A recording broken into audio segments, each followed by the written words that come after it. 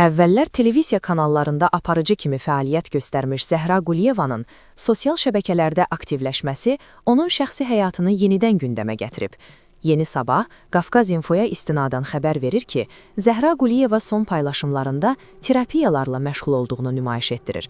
Bununla bağlı yayılan xəbər mətnlərində keçmiş aparıcı Sabiq nazir Mədəd Quliyevin xanımı kimi təqdim edilsə də, izləyicilər cütlüyün ailə münasibətlərinin bitdiyini, onların rəsmi şəkildə boşandıqlarını qeyd ediblər.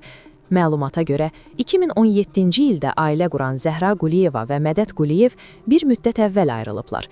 Birgə nikahdan doğulan övladlar ana ilə qalır. Mədəd Quliyev isə onların maddi təminatını tam şəkildə qarşılayır.